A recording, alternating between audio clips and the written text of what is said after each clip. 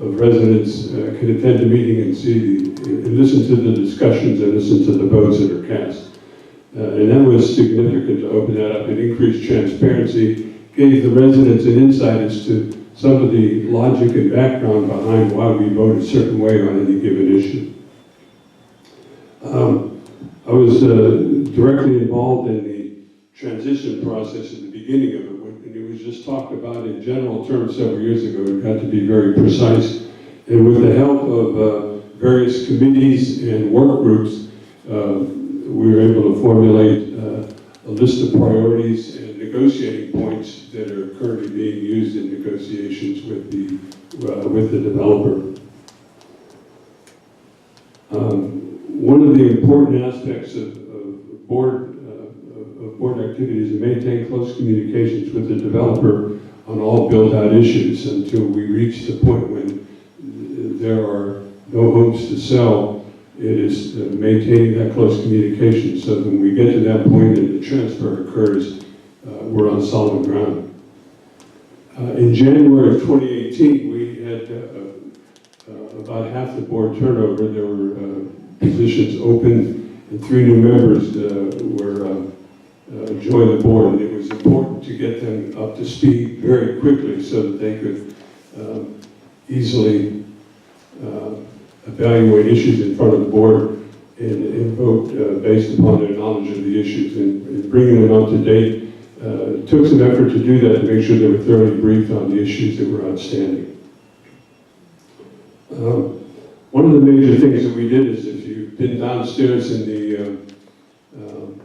the old ping pong storage area, that is 1,850 feet of square feet of reclaimed floor space, which is now being used by the wide variety of activities. The board uses it, committees use it, clubs use it, various groups, so it's suitable for athletic activity as well as a meeting space.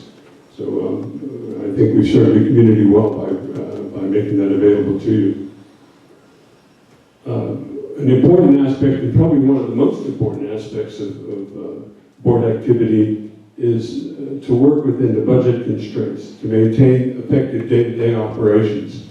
So the various activities, the people that pay the bills and all the expenditures, to make sure that we are on solid ground financially, we're in a healthy situation. I also brought up a point that was made by Jim Albers, and that is we brought together the piecemeal documents, which were the amenities, rules, and regs, consolidated a lot of various memos which were outside of the document itself into one place, so it improves the ease of access and understanding, being able to do word search, print forms, fill in forms, and things like that, which makes it much easier for you as a resident to go in to find something you're looking for, and it's very much ease of access. So there was a tremendous amount of work that went into doing that. And we developed a policy to have a fair and workable system of reserving floor space, or reserving amenity space in the clubhouse and outside of the clubhouse. In addition to the board activities, I do some other volunteer work. I'm a member of the veterans organization, the veterans group, and I do 2 things. One is called Veterans Corps, titled Veterans Corps. And it is, I'm a mentor to a veteran who is a convicted felon. And he's in a 26-month program that allows him to stay out of prison if he does that successfully. And I mentor that person. And what I do is, I'm just available. We get together at least once a month. We appear in court together in front of a judge, and I'll be done in a second. And to give him a sounding board. Also, I'm as part of the veterans group in the Northeast Georgia Medical Center. We do hospice visits to veterans, and we conduct the recognition ceremony at their place of residence.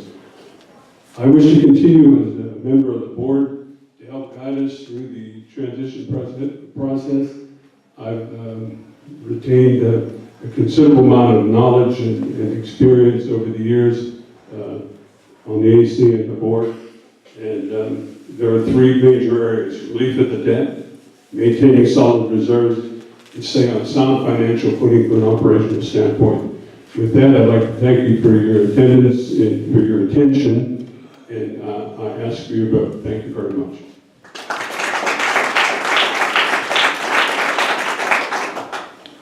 At this time, we'll take questions from the floor.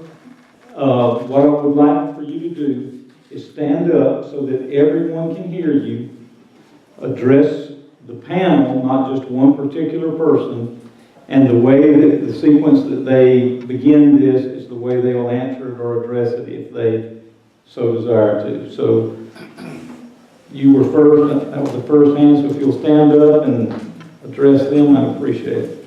Right. Specifically, what would you do going forward to improve the communication between the board and the residents, briefly?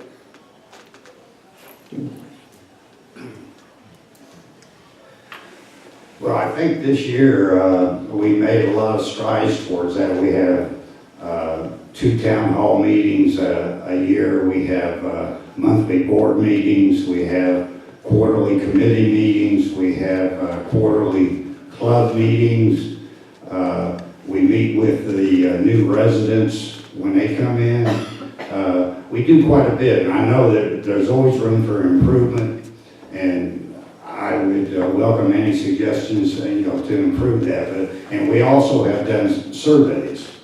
So, and I know I personally, have been out talking to a lot of people about certain issues, and I get a lot of input that way too. So, I participate in pickleball. I'm constantly getting questions when I'm playing pickleball or playing poker or whatever I'm doing. But we're out there, and I think we've improved that significantly over our last board, and I'm sure we can improve it even more. Based on what Bob Rivers said, I agree. Rick, do you want to address, or do you just want to take the question back to Dan? Take the question back to Dan. Okay. John? Georgia has a number of laws that govern HOAs, of which I'm not fully aware of yet. So what I'm about to say may indeed not work given the laws. But what I would have in mind going forward, in specific reference to increasing or making better the communications between residents and the board, is I believe that talking with people is a whole lot better than talking at them from a podium. I would want to find informal time where I could just sit with you, hear your thoughts, hear your concerns, help educate me as to what I should know or pay attention to. And in turn, I would share back with you where I think the board is with a certain set of issues. Provided, and this is the big provided with a capital P, provided you can hear what I share with you as this is the way I'm thinking about it now.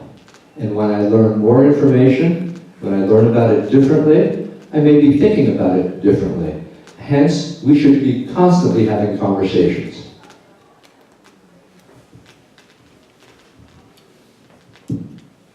Okay. I would agree with John. I think communication is a two-way street. Not only should the residents listen to the board and what their agenda is and what their goals are and so forth, but the board should listen to the residents as they move to make important policy decisions that affect all of us. And I think the flashpoint is always a policy decision that comes out after it's been announced by the board and not really vetted very carefully with the residents. Now, does that mean we can please everybody? Well, Lincoln said some interesting things about that. You can't please all the people all the time. You can't even please all the people some of the time. But what you can do is listen and talk about the input and then make a carefully constructed decision that is best for the community and best for the largest number of people. The swimming pool is a good example of that. You can't make rules about the outdoor pool without listening to people, and sometimes it's not easy. I think there are 50% of the people on one side and 50% of the people on the other side, so it's a tough decision, but I think it's a two-way street, and we need to talk as well as listen. Ron?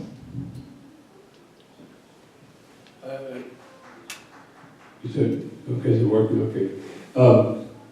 There's probably, depending upon the nature of the issue at hand, I think the use of surveys is helpful. And when you mention the pools, that always, you will get an immediate divide, although when we did the last one, it was close to 79-21 against making any changes. But it certainly told us where we got a sense of the community. So the use of a survey can be valuable, but it's not that every issue can be a referendum. It's not everything that is decided simply by a vote, because if I came in here and said, I'm going to cut the dues in half, I'd probably get 100% agreement on that, but also be bankrupt. So it wouldn't make any sense to follow that. So we have to be careful about what we ask, but there's plenty of room for using existing ad hoc committees and standing committees to get feedback from the community, to get as many voices and opinions as we can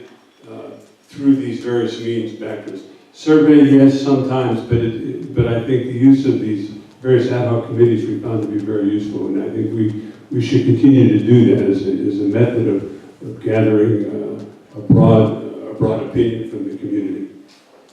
Mr. Burke? The first gentleman that spoke said he had a law enforcement background. I'd like for him to elaborate on what his qualifications are that qualifies him to be on the board other than just being, or if he could expand on what law enforcement was.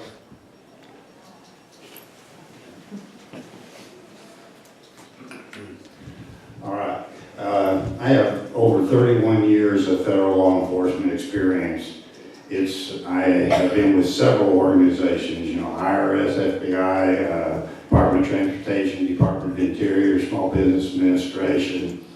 I've dealt with terrorism. My main expertise was financial.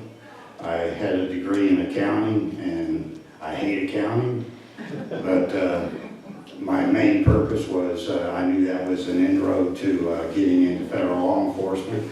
I've tracked money overseas into terrorist organizations. I've worked prostitution. I've worked gambling. I've worked crimes on Indian reservations. I've testified before Congress several times on criminal matters, mainly involving terrorism, because the last few years of my career, most law enforcement officers, federal, always dealt with terrorism. But and I was a special agent in charge for 20-some years, so I have extensive management experience. I've dealt with the scum of the earth, and I've dealt with some good people, and I've dealt with a lot of politicians. So if that answers your question. Does anybody else want to expand on that question? You said scum, good people, and politicians, so you did too bad one time. In the back, Larry? Yeah, it's a two-part question. The first is just some clarity. The transition is expected to be completed in agreement by the end of the year, correct? For the I guess directed is wrong because you're the president of the board. But the paperwork won't be actually in writing for some time after that, correct? What we're waiting for right now is the developer, Mr. Rademacher, has obtained legal counsel, and they're drafting the first document that would set the conditions as to this is how we hold you harmless, this is how you hold us harmless, but we're waiting for that document to see what he proposes. We've had a meeting about that already, and he said he has retained counsel.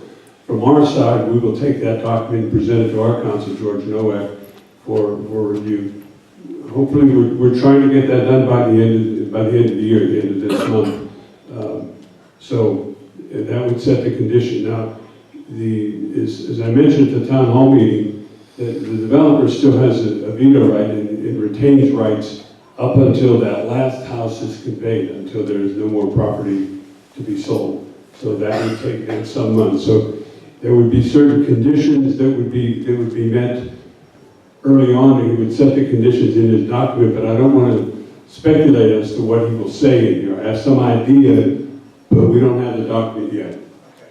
So with that said, and the election's taking place between the 6th and the 8th of January, there's probably a good chance that the $2.6 million loan in writing won't have been forgiven yet. And I think you actually said that's the top priority of the board at the last town hall meeting. So now the question is to all the candidates. How will you address, if the $2.6 million is not forgiven, when the new board is put in place on January 17th, what will your position be with the founder, Fulton Homes? Will it be still the same priority, or would you be more aggressive in pursuing both the $2.6 million and some of the other issues that have been surfaced by various committees, or at least one committee, the engineering committee? Jim, you first. Well, to be honest with you, I anticipate that we're going to have that agreement in hand. It will be a conditional agreement, but he will present that hopefully at the annual meeting. And hopefully by July of next year, all the conditions will have been met, and that will be forgiven. Yeah, but my question was, we're voting before the annual meeting when he does or does not present that. So we're voting on how will be represented if he does not forgive the $2.6 million or is not willing to address other issues. So my question is, on January 17th, if you become a board member again, or the new board member, what will your position be in pursuing the best solutions financially, not just the $2.6 million loan? Well, my position will be to actively keep pursuing it, but, and we're working with our legal counsel on that, and I anticipate, Mr. Rodemaker is involved in several projects at this time. One in Houston, Charleston, Charlotte, Peachtree City. This is his flagship community, and I do not anticipate him not forgiving that $2.6 million. I trust that he will. I believe that that will be done in the very near future. Ron, Rick, I want to check with you every time. You got what you need? Or do you want to address it? Rick? I guess as a resident, I would like to ask a question because I just heard something that I've never heard before. Well, let's go through first and then. So it's up to my response now? Yeah. I guess I have two thoughts for you. One, I have not been privy to any of the conversation, negotiation, or documents that the board has engaged in order to give us the best chance of having that advance forgiven. So if I were on the board, I'd certainly have to wade back into all that stuff and understand it. The second thing is, whatever document Rademacher puts before us to guide or bring closure to this transition time, it's hard to speculate until we know what that document tells us and what opportunities it might show us. And the third thing I would say is, from my point of view, not as a board member, but as a resident, I would say we need to keep in mind that Coulter is going to remain involved in our affairs for as long as it takes to sell every property. So I would hope that we could find a way to expedite that. How to help him, how to help them sell these properties and get this over with, as opposed to prolonging it by perhaps strategies that could have brought closure to this sooner. So anyhow, those are my answers. Bob? I was aware of the issues because we had a lot of subgroups in our transition committee. I was aware of a lot of the issues that came to us from these various subgroups. And we were working on those in a very careful and organized fashion until the transition committee was discontinued. I think, again, I don't know, like John, I don't know what's happened between the time the transition committee was discontinued and now, where the board took over the responsibility for looking into these issues and problems. But I do know one principle that needs to be followed, and that is when you're negotiating with a developer, you need to negotiate those things which are of prime importance to the community and its residents and will cause a major fiduciary responsibility in the future if not dealt with today. And I think, on the other hand, you cannot nickel and dime a developer to death. You can't bring everything that you perceive is wrong. You have to choose your battles wisely. And it has to be a clear negotiating process so that both sides walk away feeling relatively good about what happened. I'm not sure we're in a position, I don't know about what position we're in to do that, but I do know it takes someone leading that process that really has a clear notion of what we'll go to the mat for and what we won't. Ron? Because the 2.6 million is the key issue here, and I am involved in the negotiations with the developer. This is generally the framework without giving specifics. The developer will set several conditions. He'll say, if I do 1, 2, 3, 4, and 5, and I meet those conditions, the debt is forgiven. That is kind of the format. I have an idea of what those 5 items happen to be, but we don't have them in writing yet. So it'll be, these are the conditions that have to be met, and if they're met, then that's forgiven. The question then comes into play, who makes a decision on whether those conditions are met or not? And this is where we are at an advantage, because we have a commitment from Mr. Rademacher that says, you, board of directors, will decide if those conditions are met. Have I done these things that are in here?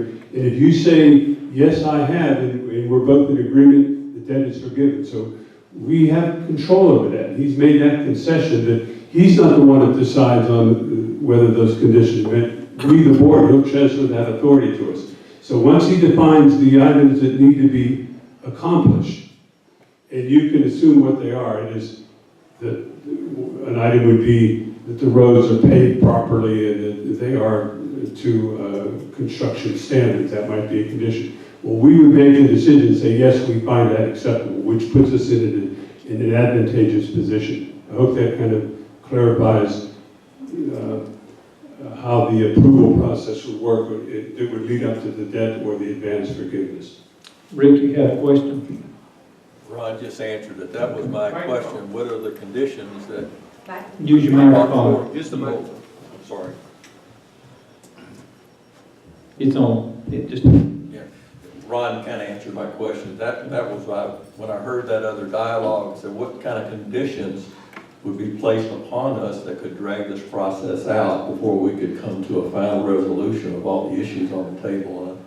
That helped clarify pretty good. It'd be nice to know what those conditions are, I don't know. And you said you really don't know what they are at this point in time.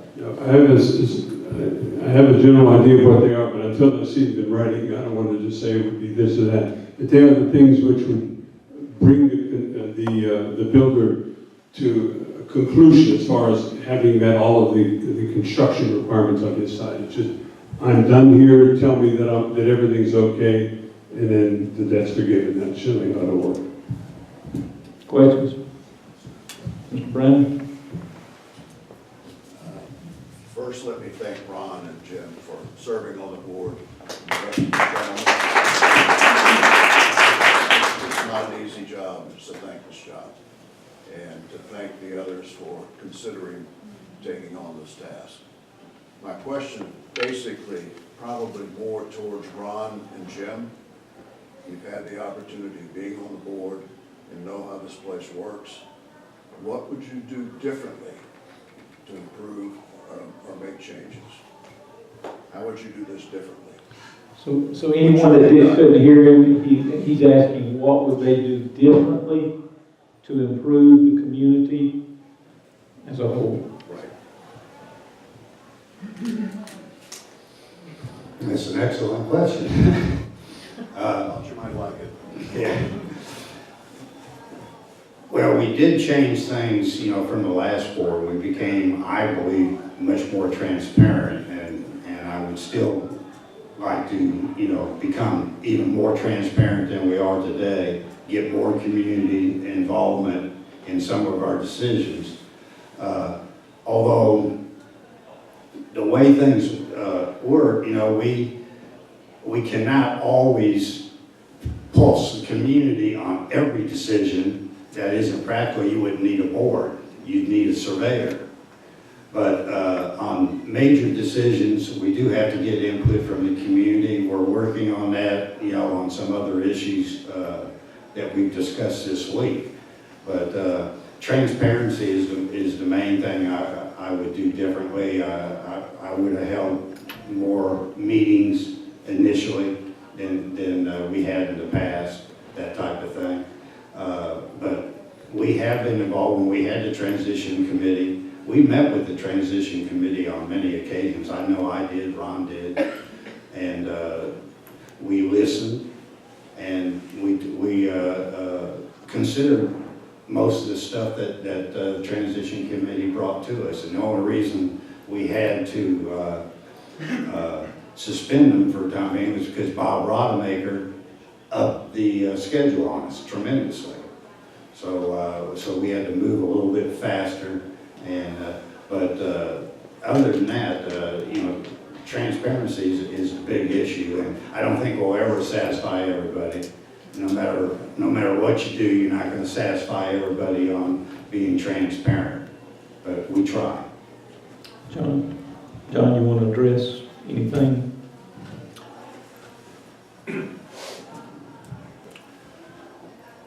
I don't know what I would do differently. I haven't done it yet. But I think the notion of transparency is an important one.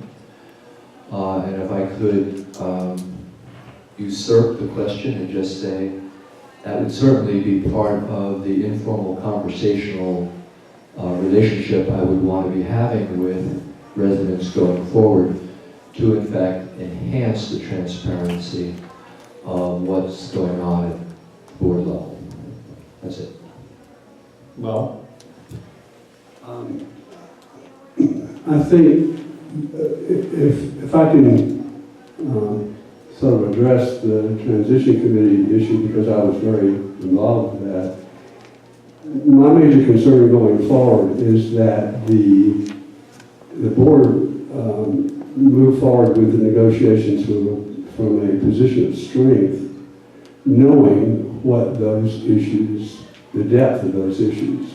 And I'm not sure, I don't know at this point, because I haven't been involved for a while, but I'm not sure that we necessarily have all the knowledge we need to have to go into that negotiation from a position of strength and of knowing whether we should sign off on the dotted line on that particular issue. And there are 2 or 3 of them that I think might come back to bite us if we don't look into them very, very carefully. So my feeling is we need to look very carefully at the issues that he identifies and make sure we have all of the information, the depth of information we need to have in order to make that agreement. Ron? As I mentioned earlier, I think tapping into some of the talent that we have, I would do perhaps more extensively. Use the committees to say, you've got a 5-member, 7-member, 9-member committee. Go out and gather folks together, get an opinion on something, and then report back to us. Perhaps a better use of the existing assets, because as Jim mentioned, you can't have a referendum on everything and vote on it. You would only need a person to conduct surveys, and that would be an endless requirement. But there is an effective way to use, as I said, the existing, even the club membership, because some of the clubs are very large, to engage them, probably more so than I've done in the past, to look for the opportunities to get the feedback. Because you got to find a way to, how do I get it? Because when we're at 941 homes, times 2, that's 1,800 people, considering there are single persons in some of the homes. We're going to have 1,700 people. How do you get a good sampling of those folks? And I think using these other assets would be the way to go, as opposed to just being arbitrary. Some things, it's a representative democracy, so, and the board has the authority to do certain things. We have to be careful about when we just decide to do something because we can. That may not necessarily be good enough. We should be a little bit more,